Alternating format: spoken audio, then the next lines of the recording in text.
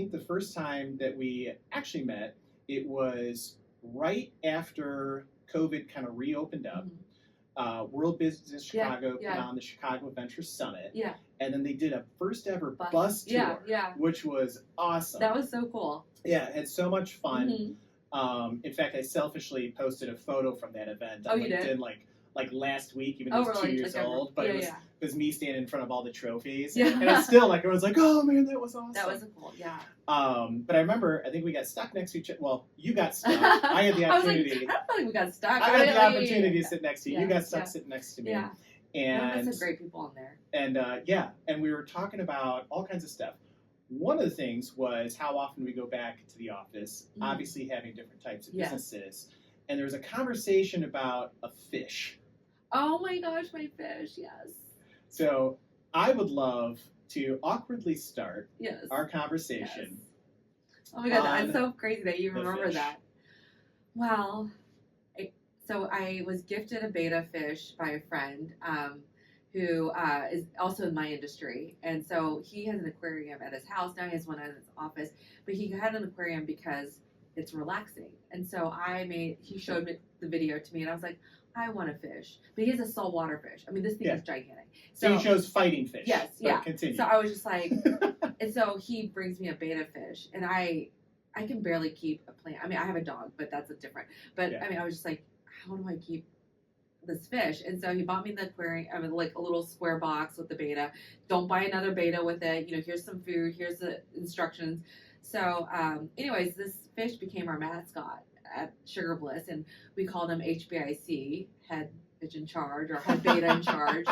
And he was spunky, you know. I mean, he was next to the microwave, so I don't know. He probably got some like gamma rays and stuff. Like he probably was walking around the store at night when we were there. Superpower. But he was our fish, but he unfortunately passed away. Oh no! I know, and I've been pondering. My staff is like, we can't get another one because like you got too attached. Like, actually, side note, the day he had these bubbles, and he would just lay at the bottom of the bubbles. Yeah. And like that day, I was like, look, he's like sleeping, you know, whatever. Because I thought fish die and they float. My fish did not float. It was down there. So at night, I was like, it's still not moving. Is he chilling? Is he sleeping? And he passed away. Oh. So, but at least I didn't have to see him floating because I think that I would be more traumatized.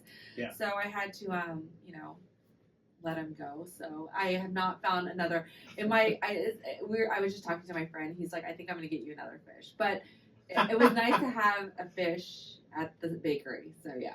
That is awesome. Yeah. That's so funny that you remembered. Well, I remembered it because I think I triggered the conversation because I had made a common phrase for me when people say, "Hey, did you go back to the office much?" I'm like, "I'm going back. Got to feed the fish." But I don't really have any fish at the office. But to me, it was more like a metaphor for make sure everything's kind of doing its thing or whatever.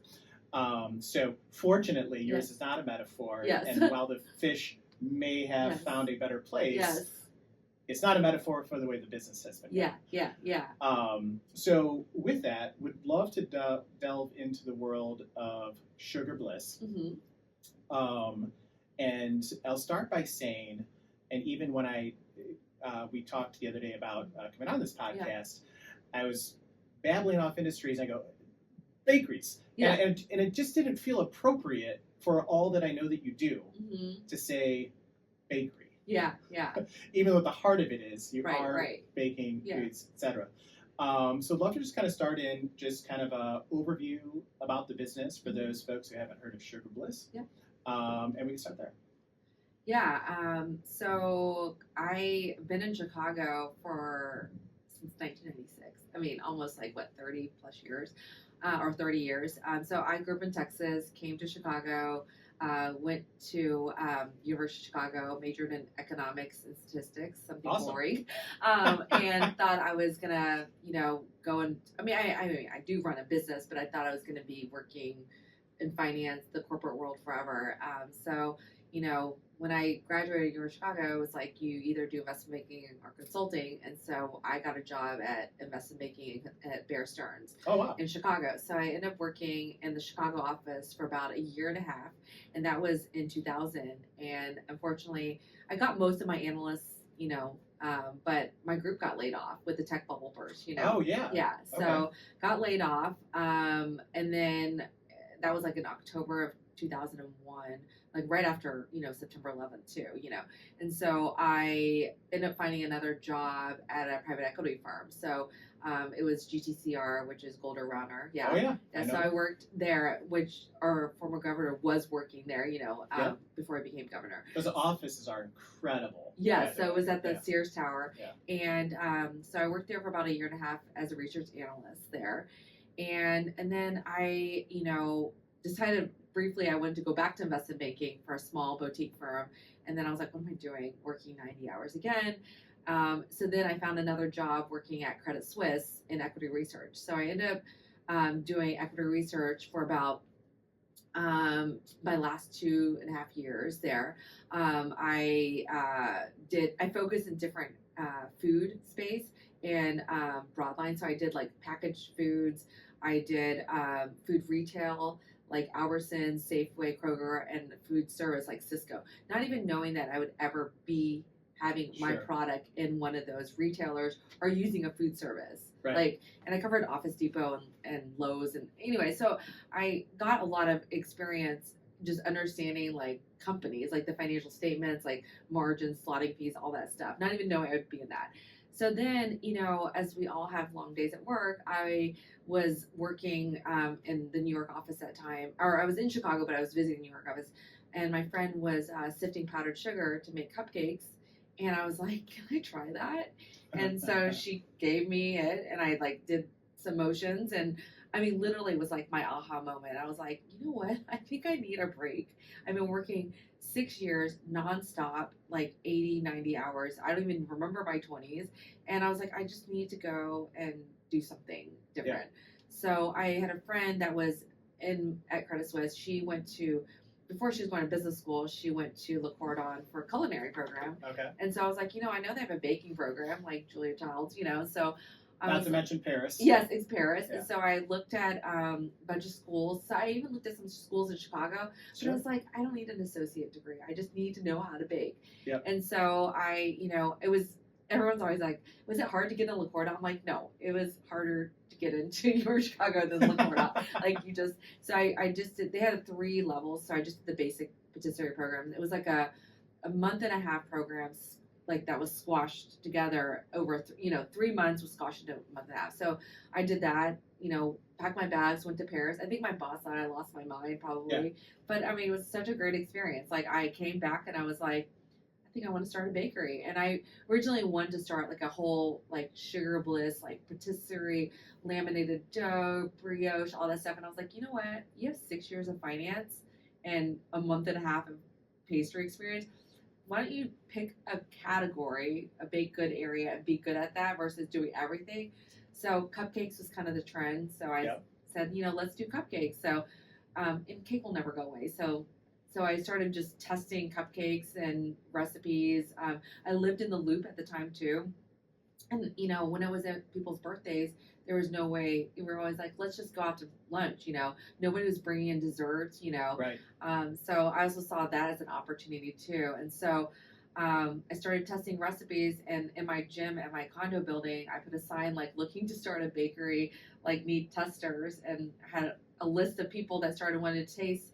And I had a wait list at some point. I remember, I was like, so they would test like 2 different cupcakes a week and, tell me, do you like the frosting, the cake? And so, end up, it's hard to find a brick and mortar store for 1,000 square feet. You get beat out by national chains, and finally found something. And of course, it takes about a year to go through permit process, all that stuff. Yeah. So I ended up opening the store in January 5th, which was 2 days ago, 2009. So I started the business in 2007, but I didn't, open the brick and mortar store until 2009. Got it. Yeah.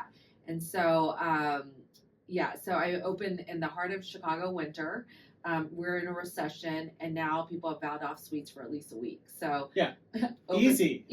So yeah. So plus your test market are people working out every day. Yes, exactly. And I'm like, and I've never opened a bakery, and I only worked at a bakery for like a couple months. So I'm like, okay, here we go, So, so I opened January 5th, 2009, the retail store. And then over the years, we added product lines. We added cake pops. We added macaroons. Then in 2016, I opened my second store at the Palmer House. And because we're about like 3 blocks away from each other, I had to call it something different. So I called it Sugar Bliss Patisserie, which is hard for people. Like my husband is like, should I pick you up at the rotisserie? And I'm like, no, it's called the patisserie, But so, anyways, so the Sugar Bliss original store just did cupcakes. The patisserie ended up being my first vision. So I ended up adding cookies and brownies and, all this different offerings. And so we had 2 stores, and then we had a power outage at one of the first store for about a month, and we ended up like transferring all of our store to the second location. And I was like, this is dumb that I have 2 stores, and I was cannibalizing it, and that was one of my concerns. Which one do I walk into? Yeah, and am I going to cannibalize myself? So I literally cannibalized myself by opening 2 clothes, and not so. Anyways, so when our lease ended in 2020, 2019, I was like, you know what? I just need 1 store. I don't need 2 stores. I'm 100% ownership still. I was running back and forth. Didn't even know what store I was at, what day of the week. So I fortunately did not renew my lease, and COVID happened. So then I wasn't stuck with and of course the loop it has come back, but I don't need 2 stores, and so it's different. Yes. So, gosh, it's hard to talk about 17 years squashed into but when COVID happened, I laid off all my staff. I was there back to square one when I first opened my store. And I was like, I mean, not square one, even before square one. And, I was like, well, if nobody is going back to the office, which is our core business of corporate catering, how am I going to get our product anywhere? So said, hey, I need to figure out something in our product line that I can make shelf stable. We also got approached by a major airline that was interested in our brand, but we didn't have anything shelf stable. So the wheels started turning, what am I going to do? So, and I got into this cohort program from the WBDC, which is the Women's Business Development Program. Okay. And so they have this cohort called Top Shelf, which is sponsored by Walgreens.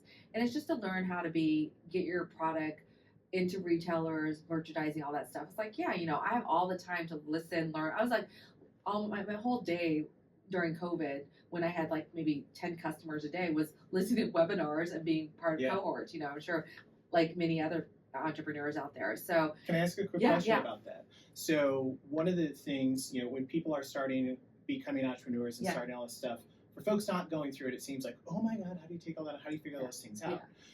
What you tend to find along the way is there's different kind of resources you can kind of tap into. Yeah. How did you discover this cohort? Because I know it's a part of your story. Yeah. And would just love to know, because I think it'd be helpful for folks that even know these things are available. Yeah. I mean, when I started back in 2007, 6, I was on my way to pastry school, and my flight got delayed, and I was sitting, in the airport lounge just waiting, for a flight, and this woman, and she was probably we were the same age. She's like, oh, what are you going to do in Paris? Are you traveling? I was like, I'm going to pastry school. And, I think I might want to start a bakery. She's like, oh, you should look at the WBDC when you come back. And so I wrote that down. So when I came back to Chicago, I looked it up, and then, did some course there. So that's how I became. So I've known WBDC since day one, so when I first started, there was WBDC. There's SBA score, but now, 17 years later, there's so many more. There's the Illinois SBDC. There's so many SBDCs all over neighborhoods. There's so many entrepreneurs. I feel like you can be, there's from established entrepreneurship programs to beginning, how to get your LLC to, everything.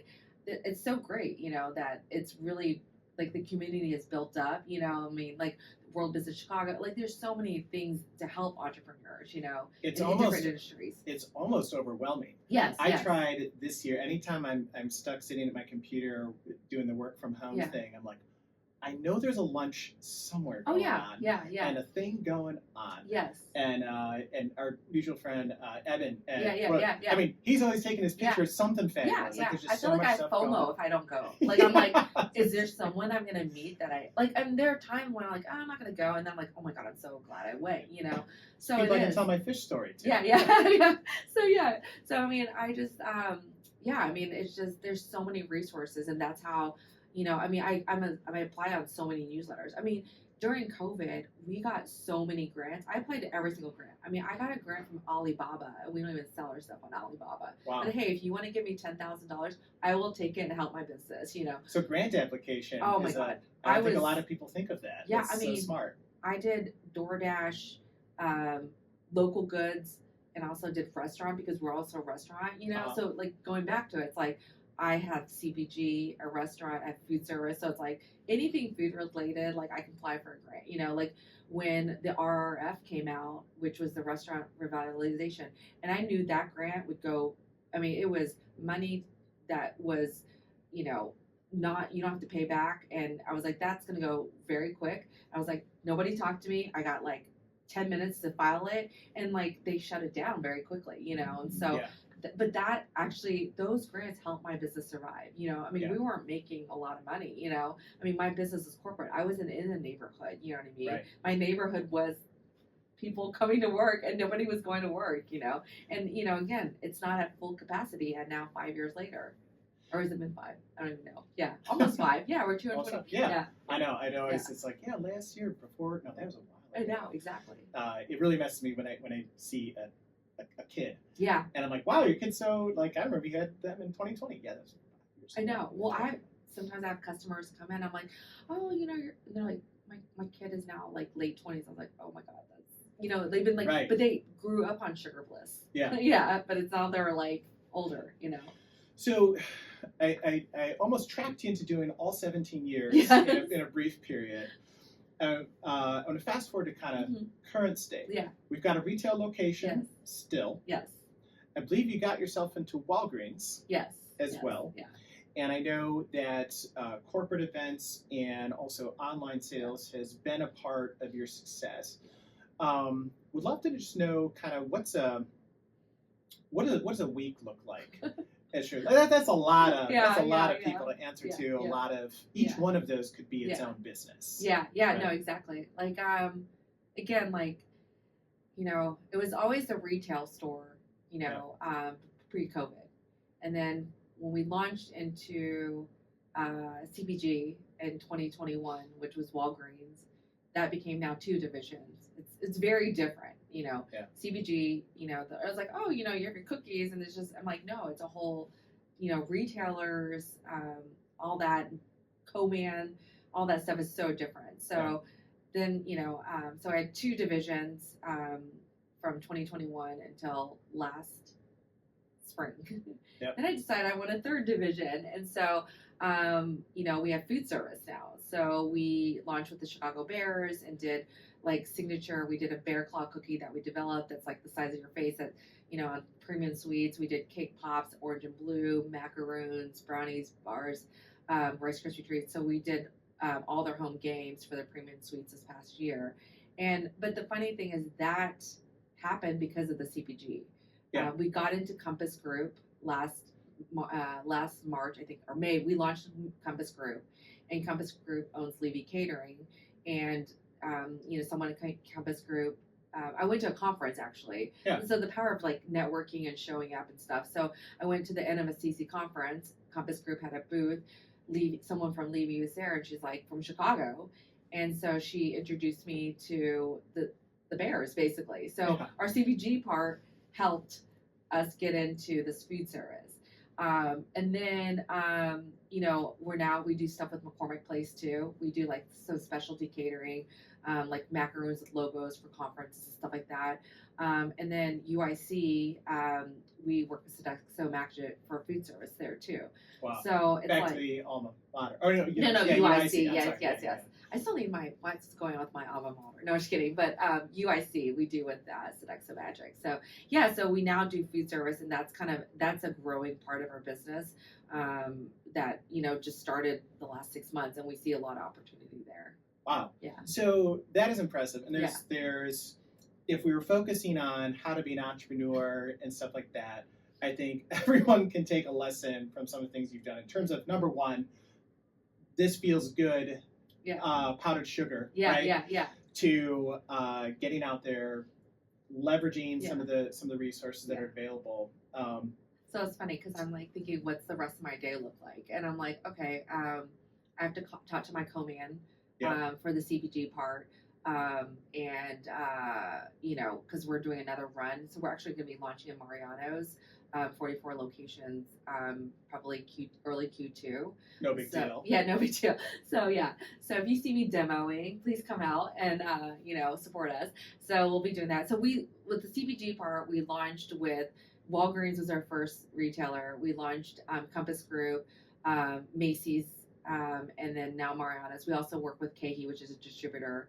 And so, I'm hiring a broker to help us do more retailers because I got those on my own, but I can't do that and do all this other stuff. And then, not to throw another opportunity, Chicago O'Hare Terminal 1 and 3 have new O'Hare RFPs. So we're going into that too. So I have to meet with a team later on getting stuff ready for that bid. Yeah. So you might see Sugar Bliss in the airports too. Hopefully. That's awesome. Yeah. So question I have. Yeah. One of it is I can relate to some of your story. Yeah. And in another podcast, I'll tell my story, right? Maybe. But a part of that is when you set off to do an entrepreneurial venture and you're coming from a career that you enjoyed and you were successful in all that sort of stuff, and everyone says, you're crazy, what are you doing? Yeah. Right? Part of it is because doing that new thing is fun and exciting and relieving. Mm-hmm. And for me, it was design and building websites and that sort of thing. I get paid for playing on my computer. It's kind of how I looked at it. But then as it starts to grow, if you have a degree of success, you don't get to do that job as much anymore. Mm. So my question to you is, how often are you baking in the business? And second is, where are you spending a surprisingly amount of time that people might not expect? Yeah. So I have a really phenomenal pastry chef. She's been with me 6 years, going into 7 years. We work really well as a team together. She's more than a pastry chef. I mean, she represents the brand. I mean, she comes with me to trade shows and stuff like that, so it's not just Teresa and Sugar Bliss. It's like I see every person on my team down to a counter associate. I mean, like they're helping customers. Like if they don't, so how many people is that, by the way? Yeah, so we have 10 people. Oh my gosh, that's impressive. Yeah. So, but she does not like me to work back there, and I don't want to. Right. I mean, I did develop most of the recipes. I mean, obviously we've added some over time, but yeah, I mean, 90% of the recipes were something I created over time, and so, but when push comes to shove, like when someone's like, I need 1,000 holiday cookies, I'm like, okay, you make the cookies and I'll decorate them. And like, I mean, again, like it is therapeutic for me. Maybe not in 1,000 quantity, but yeah, during Christmas, last year I didn't have to decorate cookies. This year I had to. I mean, it is what it is. Like as an entrepreneur, you have to like roll up your sleeves and get it done. I mean, this is like $1,000 of order, so it's like I have to get it done, and so I try not to, because the bakers say like I leave a trail, like it's like something's unopened, like is it supposed to go back, like what is she done? So they don't really like, there's like a door, it's open, but it's like, can you just stay there, and so they don't really like it when I'm in back there, so I try not to. But I mean, again, when COVID happened, it's good that I know, because I'm not like, how do you turn on the oven? Like, Right. I knew. I was like, I know how to read the recipes and do it. Maybe I might have messed up something a little bit, but it's, like, I know how to do every facet of my business. So that's the good thing. And I think that's so important too. Yeah. Couple things on what you just said. Number one, someday maybe we film a dual You documentary. can come to the bakery. And they can call it Cookies and Websites. Because I think we've gone through a lot of the same things. Yeah. And I will say, I love hearing that your head pastry chef Yeah. doesn't want you back there. Yeah. Because what that is that's her saying, I know you can do this too. Mm-hmm. We need you growing the brand because we love doing this and we got this. And I had to go through that. I remember one year, everyone's like, not everyone's, but a handful of people's goals. I was reading them for their goals that year, and it was like, talk to Ted less. And I'm like, huh? and then I realized what they meant was trying to kind of work me out of their process. Yeah. I mean, I knows that you need to be the CEO. You need to come up with these ideas. Like if I was baking the whole time, I don't think we would be what I call as these multi-unit channels or in CPG. Because you can't. As a CEO, I mean, it's good to know everything about your business, but I don't want to do it on a day-to-day basis. Right. So yeah. So can we talk about some of the people that you've hired? Uh-huh. I'd love to know, and I think this will also be interesting for people, because like making cookies, I'm oversimplifying. Yeah. Right? Sounds way more fun than spreadsheets. Right? I can imagine there's a lot more that goes into things like that. So what are some things you look for in the people that you hire? Especially with the team of 10 doing so much. What are some of what is that culture, day in the life? What do you look for? That sort of thing. Yeah, I mean, I guess because I'm in the finance background, I still love looking at spreadsheets. Like, I already reconciled our December. Like, I do have an accountant, but I also want to know the numbers. Like, I know sometimes business owners are so removed that I'm just, you don't know what's going on, Right. And I'm like, I need to know, like, oh my gosh, like, do we need to increase prices because avian flu is going on and eggs and butter and stuff like that? Like, we need to know that stuff. But yeah, I mean, when I look at my team, we have the back of the house, the front of the house. We have sales and catering. I have meetings with my managers like weekly. But I kind of let them manage their team. But I, very am part of hiring because we are 10 to 12 people, it's like, again, like one person could be toxic or whatever, and honestly, like, I don't let drama in my company. Like, if you don't like it, then I'm just like, it's fine.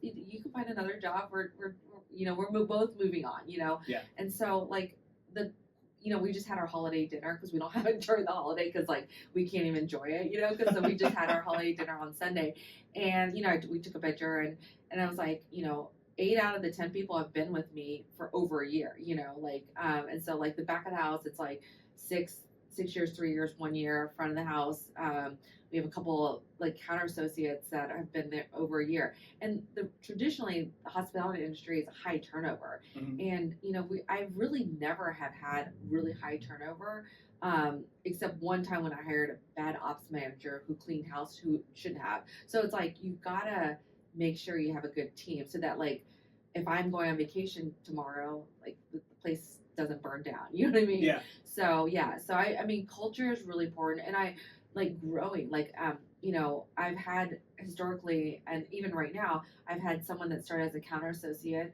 shift lead, assistant manager. It's like I would rather do that, than hire off just as store manager. I have had that. And it hasn't really worked out. It's just like a lot of times they see what I'm doing and they want to do that. I'm like, no, I need you to manage the store, not be the CEO. Maybe if you want to be an ops manager at some point, but that's over time. You know what I mean? So, I mean, I it's really important for me to find employees that want to grow and just doesn't see this as like a temporary job. Like when I interview people, I'm like, are you looking for permanent or something for a little? I mean, we have hired seasonally, but it's because I've wanted to hire seasonally, not because of you, because it takes so much time to train them. You know what I mean? Right. We have over 200 different products and flavors. SOPs are all over the place. It's like if I train you after 2 months and you leave, it's like it's not worth my time. You know what I mean? So Yeah. yeah. 100%. So I'm always looking for people that want to grow with the company. Yeah. That's fascinating, and that's smart, and that's why they are enabling you to do the things that you need to do to get the success and open up another line of business. Business. So something interesting that is unique to your business compared to some of the other folks I've talked to is I guess everyone has a product that somebody consumes. Yeah. Quite literally. Yes. In your business. So when you're taking a look at something like a macaroon or a cake pop, would love to know a little bit about the process of what is a Sugar Bliss cake pop versus some of the retailers that might have them, that sort of thing. How much goes into that process? What does that look like? So it's just fascinating. Like, how do we develop flavors or stuff? Yeah. I mean, product lines are usually developed by again, we just started as cupcakes. We had regular flavor, a regular size, mini size. We had some seasonal flavors, but then we developed What was your number one flavor when you first launched? Was there one that everyone? I mean, red velvet's always popular. But I got inspired by when I traveled. I remember I went to Hawaii and I was like, macadamia nuts. I was like, why don't we do a chocolate coconut macadamia nut? You know what I mean? But the funny thing is it's sold. Probably I ate most of them, but anyways, it's sold. But then I'm like, macadamia nuts are super expensive. You know what I mean? 100%. So yeah. So I mean, it's there's some certain seasonal flavors we've rotated out. Like we never had raspberry lemonade. We had it as a seasonal, but everyone kept asking it. So then we just put it on our a weekly rotation. It's so funny because I feel so we just went through our whole management. We always meet at the beginning of the year. We figure out our whole calendar for 2025, and so we're already starting launching Valentine's tomorrow. Yeah. So I mean, because a lot of our corporate, we're like Hallmark. Sure. like at the grocery store, you're like, why is Easter here? And we just finished, Christmas. But yeah, I mean, we figure out our whole calendar, and we kind of reflect. We're like, we had Super Bowl last year. It's only for a small amount of time. Okay, we don't even know the teams, so we can't really promote it and tell the teams. And we have the cake pops, cookies, whatever. And then nobody buys it. Everyone wants mozzarella. They want savory. And so I'm like, we should just not even put our effort. And so I'm becoming aware now. What is actually profitable? Is it? So we're not doing more Super Bowls. Sorry if you're anticipating and suddenly ordering our Super Bowl stuff from last year. But, and even Father's Day, we make these bow tie cookies and all this stuff. And dads don't want sweets. They want golf clubs and whatever else, And so I'm like, let's not do Father's Day. I mean, we'll see if we hear anyone saying I was supposed to buy my dad. I mean, we still have baked goods. We just don't have stuff. Specialty just for that occasion. Because what happens is you can't, when someone's not going to be like, why are these bow tie cookies in August? It's so I'm doing, I'm trying to figure out what we should focus on, because we do have a lot of products. It's we just need to narrow it down, so. Has there ever been a product that you came up with and you were wildly surprised with the result? Either because you thought it was going to be a hit and it didn't, or you were surprised at how much of a hit it was? Yeah, so we started doing royal icing cookies, which are decorated cookies, probably 2018 or whatever. And, we did a couple of it, but then, we have an edible logo printer, and we can print your face, your logo, whatever, okay? People love it. So we sell so many, I buy, a whole box of logo paper for the entire year, and each package has 30 papers. I mean, it's huge. I don't know, we go through thousands of this logo edible paper, and we print your logo on there, we put it on the cookie, and then whatever. I mean, we sell it for $6. It's I never realized logo cookies are so popular until we started doing it. So yeah. That's awesome. It makes, and something that I see in a lot of industries, mine as well. So being entrepreneurs, we want to do the next thing. So we want to do the big, crazy, wild thing, big, giant bear claws, soldier field stuff. And that stuff is cool. We need to be doing that. But then there's also, if you can find a product that is an easy button, that everyone not to say that making cakes is easy, but an easy button for them. Yes. Right? Yes. We've got an event. Yeah. We get, look, perfect. Yeah. Somebody is saying perfect every time someone points to your website and said, what about these? Yeah. Oh, that's perfect. Oh, so fascinating. Yeah. So, and then we talked a lot about kind of the seasonality and the ramps of the business. Would love to know a little bit about just kind of the market in general. So one version of that is when it's not Valentine's, although I think you answered this, you're baking for Valentine's. Yeah, we're prepping already now for Valentine's. We're sheeting cookies already for it. Yeah. What are some of so we could probably predict the highs.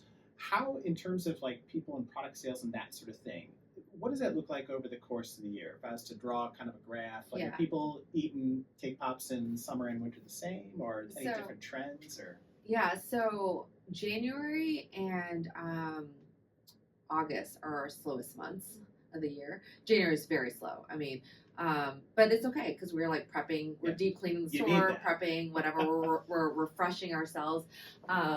And then, so Q4 for us is like 40% of our business. Okay. Those 3 months. And so I always tell my staff, like, we just got to bust it out so that in January we could just be like, 2 customers came in the store. We're fine. We did fine, and then, so it's basically, so Q4 is the busiest, and then Q1, Valentine's is a big month, so it helps even though January is slow. But then, so Q1 has St. Patty's, Valentine's, and then Q2 has, amazingly, Earth Day is very popular. Oh, interesting. Earth Day is popular. API month is, popular. And I'm trying to think what other ones in April. Easter is okay for us.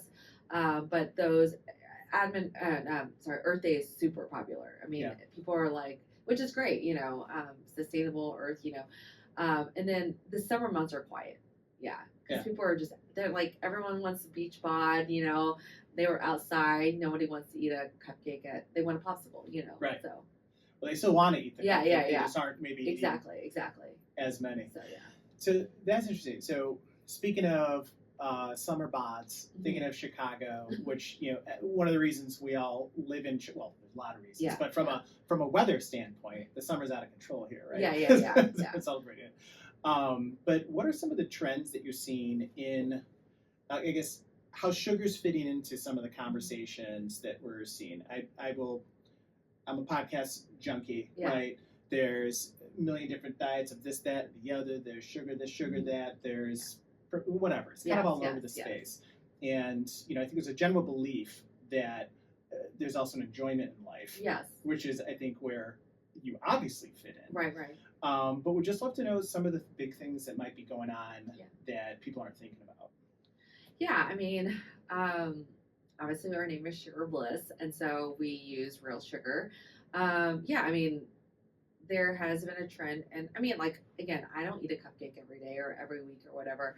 I think, it's, you gotta treat yourself, and also sugar should be in moderation. You know what I mean? I'm not telling you to eat a whole dozen cupcakes. You can. Hey, thank you for being our customer if you decide to, but I think there's still kind of a celebration, happiness. Like, I hope that when people come in our store, if they're having a bad day, they eat a little cupcake, a mini cupcake, might be like 200 calories, and they're happier. They may at least, and then if you want to go to the gym, fine, go to the gym. But I think that sugar has, over the last couple of years, it's, again, like, I was like, oh God, here we go. Like, is it the downfall of every single bakery in the U.S.? No. Right. It's never going to be, because like, it's still like, unless they say like sugar is going to completely kill you, it's in moderation, Right. It's just like in anything else, and we have adapted to some other things. Like, we have a gluten-free, we have some vegan options, but again, it contains sugar. And it's funny because going to the CPG route, again, like, there are certain retailers that are like, oh, like, we're looking at your label. Like, it's mostly clean. We don't use corn syrup. We don't use like high fructose. Like, but it does say sugar on there, But the thing is like, the consumer is still eating sugar, Right. And like, it's like you look at the cookie aisle and there's this much Oreos, this much of Chips Ahoy, this much of Pepperidge Taste, and then everyone else, and then the naturals, like, you know, and there's, again, like, there's room for sugar, you know what I mean? Totally. And there's someone that's gonna eat, you know, a gluten-free cookie versus, you know, a sugar cookie, like a Oreos and stuff like that. But I think there was a trend, like, bad sugar, bad, bad, bad, and now it's kind of like, it's okay in moderation, like, you know what I mean? Because at the end of the day, like, if I could only eat or sugar, I have to eat sugar-free stuff, I would just eat something else. Like, if I'm like gluten, I would just eat something. I wouldn't eat a bad gluten-free cookie. I would just eat like a piece of fruit or something like that. If I needed that satisfied me. Yeah, exactly. Yeah. So it's like, at the end of the day, like, you have to be a good product still. Like, you know what I mean? You can't be a bad, healthy product. You know, nobody's gonna buy it. You know what I mean? Right. So that's the thing. It's like, I'm like, okay, not that I'm saying like Oreos and Chips Ahoy are competitors, but I'm like, we use and I didn't know this until I started manufacturing cookies for CPG. So I was like buying everyone's cookies. Like, I think I went to Whole Foods, and now to this day, Whole Foods is like, you forgot to buy all these 8 cookies. I'm like, that was a one-time purchase because I wanted to see. I don't need them on the everyday, you know. It was like, I forget. I was like, gosh, I hate that they're tracking me. They think I'm like a big cookie junkie. Yeah. But like, I didn't realize like people were putting chocolatey chips. Those aren't chocolate chips. Those are like cocoa oil, like butter. Like, it's not a chocolate chip. Not really. And so we use like high quality chocolate. And so some people won't know it, you know what I mean? So like, it is a marketing thing that we're like, we use high quality ingredients, including our chocolate. We use real butter. We're not like 100% palm oil, you know, like, we use sustainable packaging. So it's like, we took a cookie that is shelf stable and elevated it and have good ingredients. We use sustainable packaging like no other cookie. Like Oreos and Chips Ahoy and all them can use sustainable packaging. They don't. Yeah. I mean, we as a brand pay a premium for that.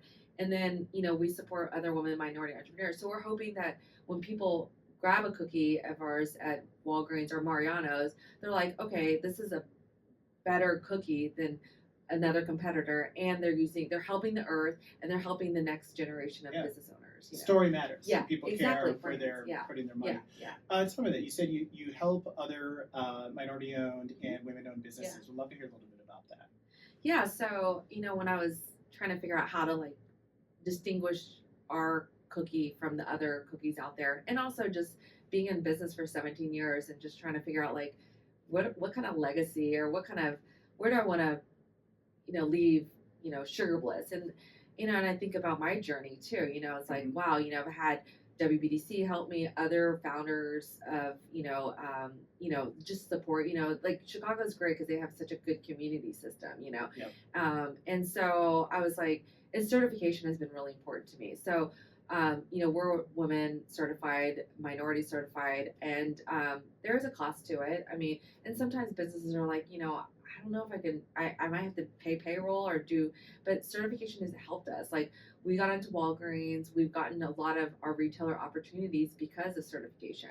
Yeah. And so, you know, I just want to give that other business. So we help businesses that are like under 3 years that have never been certified in the Midwest, and we partner with WBDC. And so we pay for half of their scholarship for their first year. You know? Yeah.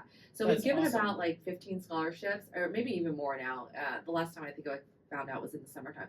But yeah, we pay for half of their scholarship. And I mean, it's funny because I just found out a friend of mine, she is a solo entrepreneur, but she has a creative not agency, but she more does like anyways, she got one of our scholarships, and I was like, oh my god, that's so crazy, because I mean, I didn't know because she's like, I got a scholarship, I don't know where it was from, and then she found out that it was a Sugar Bliss scholarship. Yeah. Oh, that is cool. So that is a milestone. Yeah. So I'm like, you know, we're gonna have like a get together at some point. You know what I mean?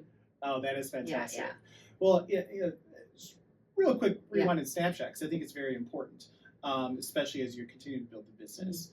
We've got 10 people, competitive market, retail, shifts going on, 3 different product lines. On top of that, you're still doing scholarships and giving back to the community. Yeah. And I think that it's a sign of sustainability in growth, because growth isn't just about getting bigger and bigger and more and more and more. It's about also growing what you have and making sure you're doing it. And one of the things that I am always weary about myself is there's passion and profit, right? And I think a successful goal is to acknowledge those are two different things, right? And a lot of entrepreneurs run the risk, now you're running the business, if profit becomes your passion, that's where it gets challenging. Right. Because what you start doing is you start losing some of those things that you did. And so it sounds like you've successfully been able to continue on growing both of those. And that's very admirable, especially as you're getting into different product lines and having to deal with things like what COVID does to a retail-based bakery.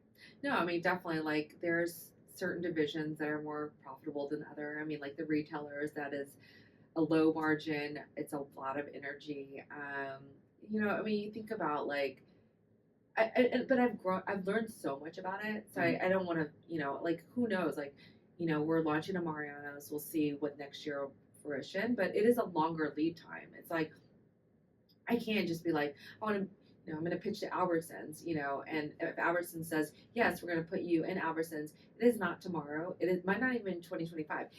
They've reset maybe once or twice a year. It might be 2026, you know, and then you got to figure out, you know, do you have capital to, and how much are we launching into regionally, nationally? How many cookies do we need to produce? All this stuff. It's a whole, there's so many moving parts on that. Whereas, like, you know, when we launch into some of these like sports arenas, it's like we're producing it, and you know, and like we can do it. You know, we are looking at maybe having several co-mans for different opportunities and stuff like that. But I mean, what's fun about my business is, like, you know, I'm constantly learning, you know, and growing. Like, I feel like, you know, if you have Ted Listens too next year, I mean, I might be like, you know what, we have a car wash business now, you know, like, I have no idea, you know, or we might be in the Air Force. I mean, who knows, you know, there's so many, are we franchised, or you know, whatever. So it's, and you know, it's so funny, I don't even know if you know this, is that, so I grew up loving to do art. I like painted and I did art, and I actually won awards in high school and stuff like that. And I wanted to go to art school to some degree, but my mom's like, no. And I have a tiger mom, so my mom's like, no, that doesn't pay the bills for you to, you know, be an artist. You know, not like saying like work at a creative agency. Like, it was like, I want to paint, you know. So she's like, why don't you take one painting class when you're in college and focus on the business side? So the bakery part, I feel like, has allowed me to have that creative part. You know, like, sometimes I'm like doing stuff on Canva, which I shouldn't probably even be doing that, but it allows me to, like, oh, you know, play around, whatever, you know, like designing the frosting, which is like, we have that trademarked. You know, like, that was like like, I've had a lot of different creative ways in my business, and still also tie it with the business aspect, you know. And I was a Girl Scout, you know, when I was, you know, younger, and my friends still make fun of me, like, so you're still selling cookies, you know, like, now, you know, as you're older. I was like, yeah, but I don't even get an award, you know, like, I don't get a free camp, you know. Right. Well, I think, you know, I love hearing this story. And again, we could run almost a parallel documentary of our lives. There are so many twists and turns that are similar. But I think that creative element, and that also goes back to keeping a focus on that passion, which is, again, it is a hard thing to do, right? There's probably easier ways to do what you're doing, maybe not. No, there's definitely. I like to. But doing it the way that you are doing it is part of is why those 10 people are loving Shutterwork work, is why those people are investing in your products, is why Walgreens is saying, come on board. We've been in there for 3 years now. It's crazy. Yeah, that is wild. So, kind of taking a look at I had 2 more questions I kind of wanted to focus on. One was, so we were talking about sugar. You mentioned marketing, which also to me is also education, right? But in terms of kind of getting your name out there, what are some of the things that you found have worked for the little bakery that could in Chicago that is suddenly everywhere? And I accidentally compound questions sometimes. And does Chicago play into that at all? Yeah, I mean, again, like when I first started my business, like I was like, okay, I know the finance part, but I have no clue about marketing. Like that was kind of like, okay, do you have a name that's marketing? And when I first launched, there was no social media. Right. We had a website that like didn't even really have a shopping cart. Yep. Like SEO wasn't. I mean, like it's just so different now. You know what I mean? Like 17. And sometimes I'm like, oh my gosh, like are we that archaic? Like back then. But yeah, I mean, it's so funny because again, I had no marketing experience, but I was like, okay, how can we differentiate ourselves from the bakery that's in the neighborhood? Okay, they're the customer is there, they live in the neighborhood, they're walking in there, grab a cupcake and then a coffee and leave. Okay, that's like a $5-6 transaction. I was like, I want a larger transaction, and so I was like, okay, let's figure out. And I didn't even know what like avatars or like customer like profiling. I was just like, I was like, okay, who is gonna buy lots of cupcakes? Okay, I was like, we got corporations, we got event planners, and wedding planners, and then we got hotels that tell people go there. And so I was like, okay, those are my three. I'm going to start with those three. Okay, so like I was like, okay, so corporations, like I told all my friends, I was like, I'm starting this bakery. I need you to order for your office. Like, I'll give you a discount. Like, buy 2 dozen mini cupcakes. You're not going to eat 2 dozen. It's in a nice box. You're probably going to share it with like 20 people on the team. And then they're going to be like, oh, Sugar Bliss. And it's like a domino effect, And like, so that was like, and honestly, like the customers that we have, like sometimes I'm like, how did you find us? Like, I don't know. I mean, I probably should know. But anyways, it's like, I mean, they come on our website and but it's like, I don't know exactly. Right. And then like wedding planners, like, again, like back then, I mean, I think if they still have the wedding channel, the Knot. And I just found all the wedding planners in Chicago and I sent a mass email with a big cupcake and I was like, I'm opening a bakery in Chicago, would love to do a tasting or whatever. And who doesn't want a tasting? So like Debbie Lilly, who was Oprah's party planner at the time when Oprah was still in Chicago, was like, oh yeah, come on down, like drop off some cupcakes. She put us on ABC twice before I even opened the store, and that was like me just outreaching. I didn't have a PR person. I had no one, Yeah. And then the third was like, I'm just going to be an old salesman, So I literally had boxes of 4 cupcakes, brochures, and I went on one side of Michigan Avenue one day and went to all the hotels, and then on the other side of Michigan Avenue, and I was like, we're opening a bakery in the Loop, like and at the time, we were near like Hard Rock Hotel, which is now Virgin, but Hotel Monaco. Anyways, and all those were like, yeah, we'd love to, like, we need desserts, VIP stuff. Like, I think Hotel Saks, which is not Hotel Saks anymore, by the House of Blues, they had like, we had like did cupcakes for Spice Girls and Kanye West and Dwayne Wade. Like, it was like, it was just, all that was just like trying to think outside the box. So I always tell people, like, even though we're a bakery, like, you got to think outside the box on your customers. You know what I mean? And the same thing, like now, it's like, who would have thought food service? You know what I mean? And so I'm like, but I'm like, I'm not competing with like the 90-cent cookie. I'm competing with like I can't buy it at US Foods, but I want something more on an elevated, and so I want someone to design. So it's like the bears can't get the bear claw cookie at US Foods. They need a bakery that can do high volume, and that's where we come to play. That's awesome. And you effectively blended in the Chicago aspect of it too, because there's streets you can walk down that have those doors to knock. Yeah. And I think the community here tends to be a little bit more, well, I haven't lived in other major metros, but it is a very supportive community into kind of letting everyone in. That's so cool. And it's also, I think it's also a good reminder, because it's very easy to take a step back, and you and I were talking a little bit about this the other day, that, Sugar Bliss, it's like this huge enterprise and corporation. I think people are, surprised to find out that's me. I've been doing this for 18 years. I've got 10 folks. We're kind of getting all this stuff done. But it is such a great example of grit, right? And I use it passionately, the word hustling, right? Going up and down the streets and knocking on the doors. I'm the number one hustler. I'm like, yeah. There's like a Beyonce song. like it's like a diva called, anyways, I was like, yep, that's me. There is. My, Yeah. my daughter sings. Yeah. Diva is a female hustler. Yes, I think is the line. exactly. That is. I was more of the Rick Ross variety, Yeah, every day hustling. yeah. That was my alarm clock in my 20s. If I ever come out as a politician, that's going to be my song. I'm just kidding. No, I love it.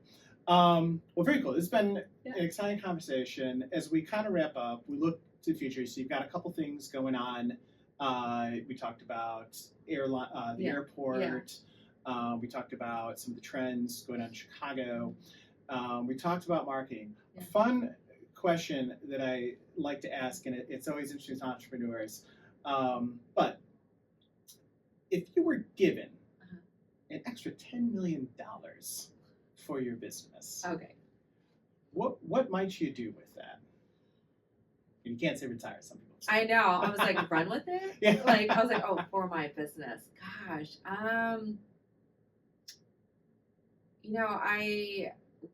Over the last couple years, I have realized that even as a CEO, and I need to have like an advisory, like knowledgeable advisors, consultants, and stuff. And I would hire like lots of different consultants in different areas.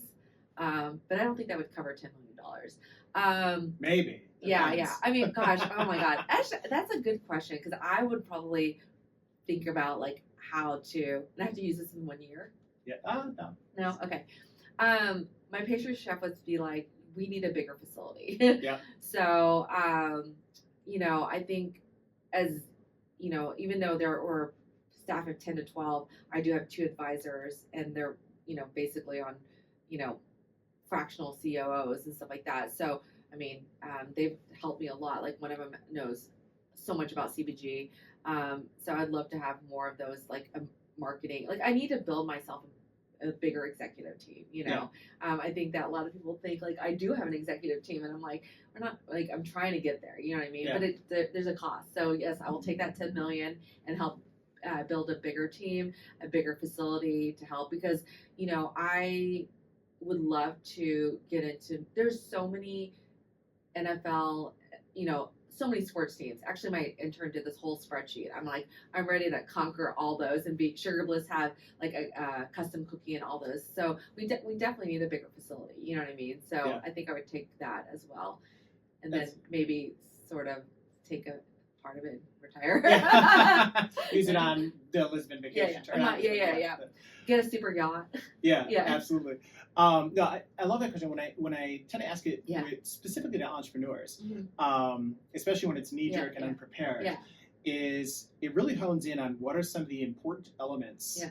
of your business and things that you value. Mhm. And so production, right? That's like at the end of the day, Yeah. you're making cookies. Yeah. And I remember when I was first building my business, we were hiring people that were higher up, and my partner Derek and I looked at each other like, "Who's making websites?" Because we just graduated ourselves out of the role. So obviously it's huge. Yeah. It goes back to the quality of the business Yeah. of the product that's being made. Yeah. The other is advice and advisors. Yeah. And what I think has been interesting in all of our interactions together is I have noticed you've been able to supplement not having an advisor committee Mhm. by your ability to. I mean, look at this. We had talked a little bit, and how quick you were to come over. Yeah. Kind of get back to that community, and so Mhm. it really shows that you're blazing a lot of trails, I hope right? so. Hopefully, and some of the things, and Yeah. I always feel like there's a door to a room somewhere Yeah. where everyone's going to tell me all the things I should be doing. Yeah. Right. And I think when people feel that way, Yes. it tends to be a sign that they are navigating a path, Yeah. right? Yeah. And navigating it differently, which I think is cool. Yes. I recently went to a catering company. They're well known in Chicago, and they have like a state of art facility. And I was like, I need an office. I mean, I've been doing my business for 17 years. I don't have an office. I don't even need a big office, like a mock closet. It's fine. I just need somewhere where nobody can talk to me and I just focus. But yeah, I mean, they had a state of art facility with a huge kitchen, tasting rooms. You can see a tasting kitchen. I was like, yes, I want that for us for desserts only. You know what I mean? So I'm like, yeah. So I mean, I'm sure that would $10 million beef right there. Yeah, yeah. absolutely. My patronship would love me forever. And I think it also the fact of not having some of that right now also shows some of the difference. I remember we. I always felt like I was competing with the Googles and the Facebook, and then the Facebooks of my day back when I started my business. And one year we're like, let's get the video game machine for the office. That's what you do. Cool. Yeah. And it was cool for like 3 days, and no one touched it. And when I realized, like, we didn't build the let's go to work to play video games culture. Right. And it was really it's kind of a unique experience. I had a mentor one time, an ad hoc mentor like you. Yeah. I wish I had a board telling me instead I'd go out to lunch and start with I was wondering if you could help me with a favor, right? Yeah. Or whatever that might be. And what they said to me is, I was talking about kind of the trials and tribulations of growing in my case, professional services, yours bakery.